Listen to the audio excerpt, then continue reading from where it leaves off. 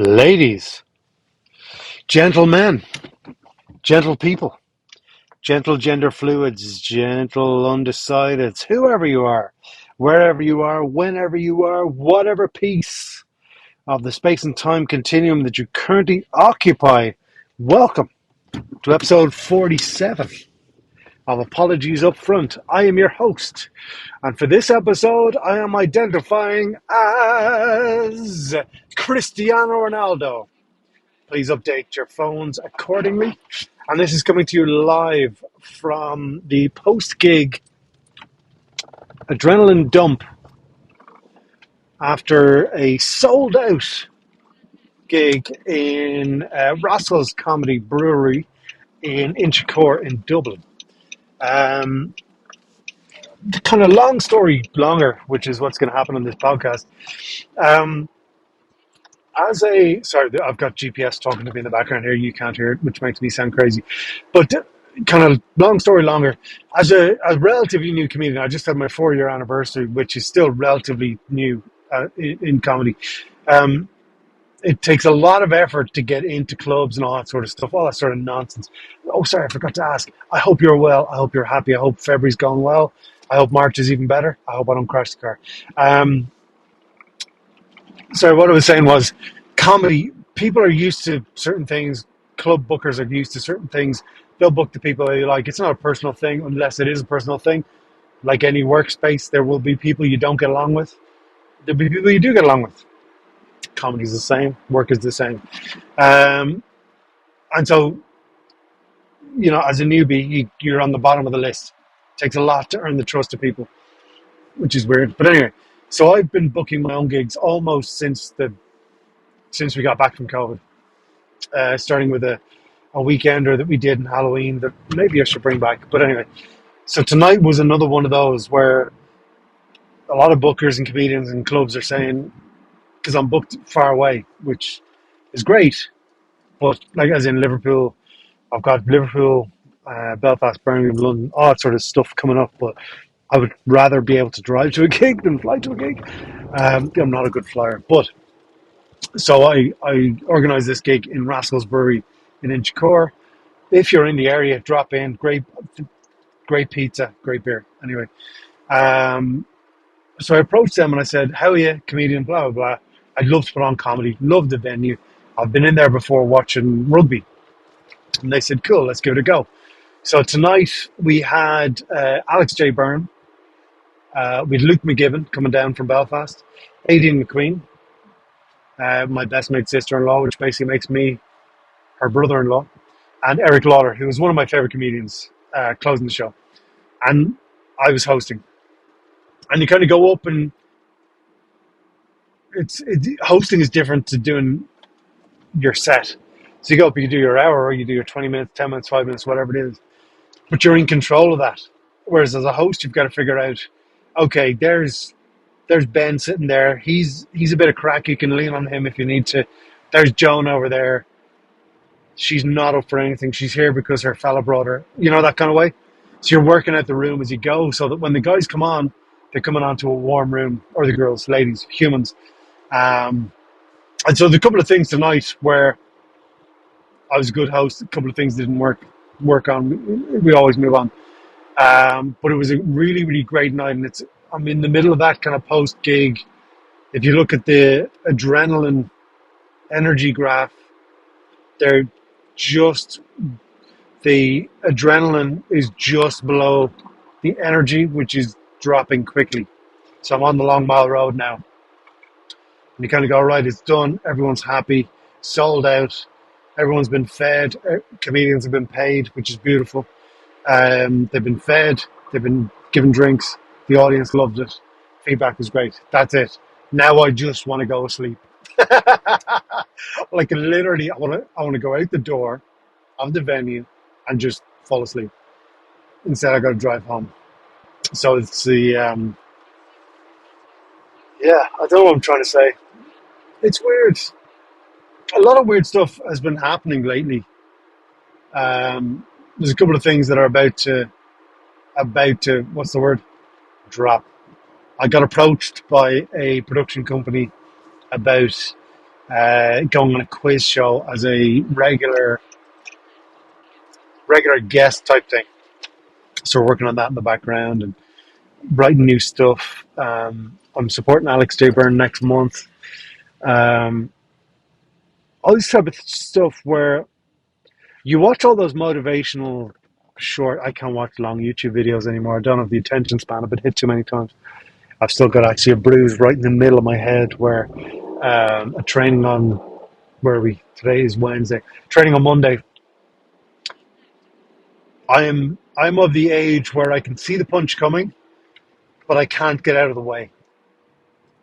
So I, I was sparring a guy. He's brilliant. He's like a pro fighter, and we were going back and forth, and we weren't going 100%. Let's say we were going 70%. Like it was fine. It was fine. Um, but we were working away, doing something. So there's a driver here trying to be an absolute dick. Hang on. But we were working around in the cage, kicking, all that sort of stuff. And I had thrown a left hook and it kind of skimmed the top of his nose. In that, he moved out of the way. And he popped in this right hand from his chin. His right hand was on his chin, which is where it should be.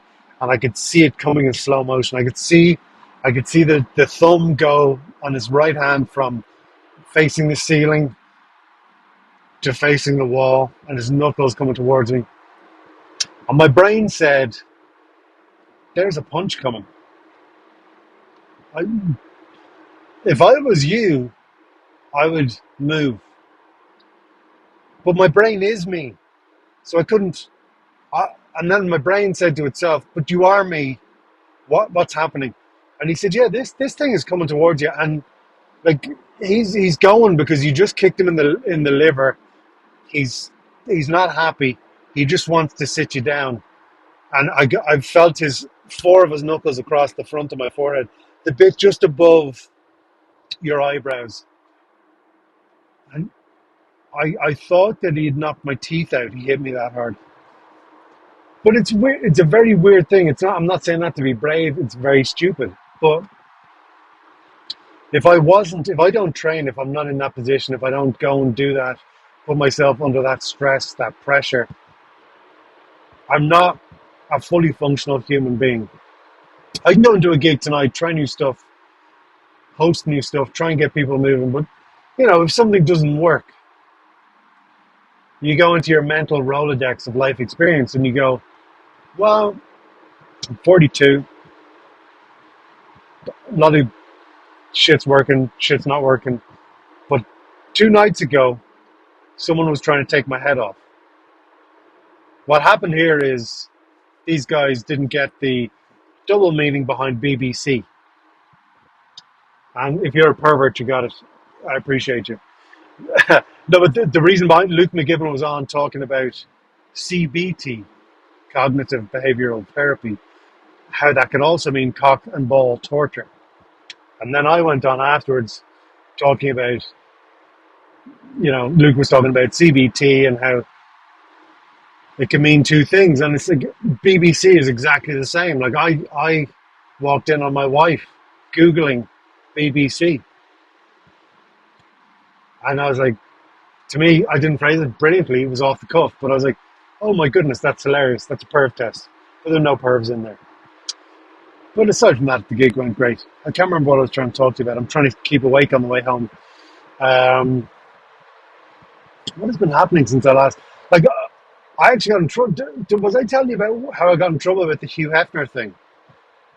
Like, I was talking to you about Hugh Hefner dead. His widow is releasing a book, and she's giving out about how bad he is at sex in the book. Now, she's always talking about abuse and all that sort of stuff. If that's real, that's terrible. But there's the balance of it, and this might be not something you talk about in a podcast. It's a bit like anything. It's a bit like going on Twitter saying freedom of speech includes the speech you don't like. Because that's the... Okay, let me come back to the Playboy thing. We were flying home from Harry Potter World. Brought the girls over. And, like, I know nothing about Harry Potter. But it was pretty impressive, to be fair. Like, they've moved all the sets to this couple of warehouses. And like, there's a lot of them that I don't understand. But there's some that you walk in, even if you don't watch the films, and you go, "This is amazing." There was one scene which is a bank, and they have all little dwarfs in the bank. I don't know if you can call them dwarfs, whatever they are. Um, Gringotts Bank, whoever works in there. But you walk in and you can't see the top of the set. It's almost 360. So you walk in and you go, I could be Harry Potter. I could work in this set. I can't see where the lights are. It was amazing. The Dumbledore's office, the dorms. What else did they have that was impressive? The Great Hall. Um, why was I talking about Harry Potter? Maybe that punch was harder than I thought it was. People should edit this podcast, and I really shouldn't have this be a stream of consciousness thing. Can't remember. I wasn't going to tell you about this, but let me tell you about this. I am currently being catfished by someone pretending to be an Irish model, okay, on Instagram, right? So I don't know this person, never met this person, don't follow this person. One day, and it's a. I'm trying to think about where. Let me tell you this, right? The person that this person is pretending to be was in Republic of Telly on RT back in the day. There's enough people in that show so that I'm not telling you who it is. But, and it's not a fella, even still, loads. And it's not Joanne McNally. So yeah, I started getting these messages. How are you? I'm whoever. And I just, because it's from the account with the blue star, which is all bullshit, but I was kind of going, oh, okay, how are you? You know, hope all's well, blah, blah. Kind of moving. It's not in the primary message. It's in the kind of hidden message. And then all of a sudden, all these horny messages start coming through. Like, you know, I'm a pervert, but this was beyond my capabilities. And videos started coming through. And so I was going,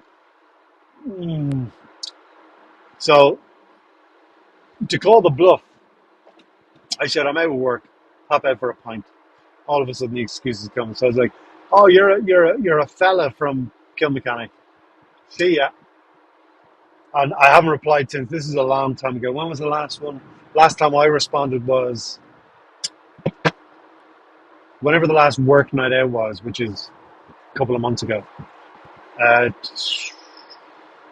Can't remember. Anyway, it's months ago.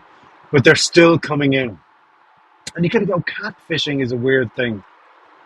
Because I know that they've done a clone job on her account, and they've done you know, when you send a picture to someone on Instagram, it kind of has camera or something written underneath, so you know they've done all this work, and they haven't asked me for money. You know what I mean? Like, it's not, and like this person is married with a kid, so it's not. There's no way this is them, because if it was them, we would have heard about it by now. Have you heard about it? Because if you have, there's a model trying to ride me, which is, can I get that in a t-shirt? Again, tangents, guys. I don't know what I'm talking about. I can't remember. Episode 47. We really should stop this. We're going to a wedding this weekend of one of our comedy mates, Betsy Spear, who we love. Brilliant comedian, even better person. Her husband to be was over with us. They were all out with us last New Year's. It was brilliant. So it's going to be fantastic. But it's interesting. Some of the stuff we've spoken about previously, where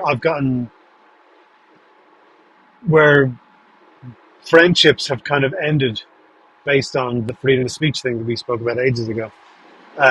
They're all going to be there. So I kind of think, I don't know what you guys think, but I kind of think the world puts us where we're supposed to be. You know? Generally, if you're an okay person, you'll end up in a good place. And so this weekend, all of these people who sent, you know, pretty vile messages to me, they're all going to be in the same place. And I have a choice. It's an interesting choice. Like, I could actively avoid people, or I could pretend nothing happened. Now, I'm going to do the latter. I'm going to do the second because life is too short. It's okay for us to disagree. There's no, the word, like, the people who listen to this podcast, amazingly around the world, probably disagree with me 60% of the time. That's fine. There's like, social media is a weird thing where it makes you think that everyone should agree or everyone's opinion is important. My opinion means nothing. It doesn't even mean anything in my own house. So, I don't expect you to take anything on board or get annoyed by it or anything like that. But anyway, so it's going to be interesting. I'll talk to you Monday, Tuesday next week about how it went. Maybe it went well, maybe it didn't. We shall see. Um, what else has been going on? Like there was the gig tonight, the run up to tonight, trying to figure out social media and the advertising, the ads and things. But we had a sold out room. Can't really argue. But the next one kind of is the build up to um, the Mermaid Theatre in Bray on the 29th of March, where it's kind of art, music, comedy. And you kind of go, like, there are moments where you go, oh, it's a theatre, I've bitten off too much. But Everest is only Everest until you don't climb Everest. You may fall down, but, like, why not? Like, it's not costing me money. So, like, I don't understand why I wouldn't. Because I was talking to comedian friends of mine from Bray who will do gigs everywhere except for Bray in theatres. And they go, no, I'm not doing hometown gigs and all that sort of stuff. Sorry, let me turn the GPS off. Go away. Um, and they'll say it's too big, too small, whatever it is. But it's only that until you do it. Like Everest is only Everest until it's climbed. You know, you guys listening, the Leaving Cert was the same, your college degree was the same, your work was the same. It's only difficult until you do it, and then it's easy. I kind of, I'm getting a bit hippie-ish on you here, but like we all get trapped in work because work is how we pay for stuff, and stuff is very expensive, and you want to get stuff for your kids, your wife, your house, yourself, whatever it is, and that's all well and good. But we've also got to nurse that other side of,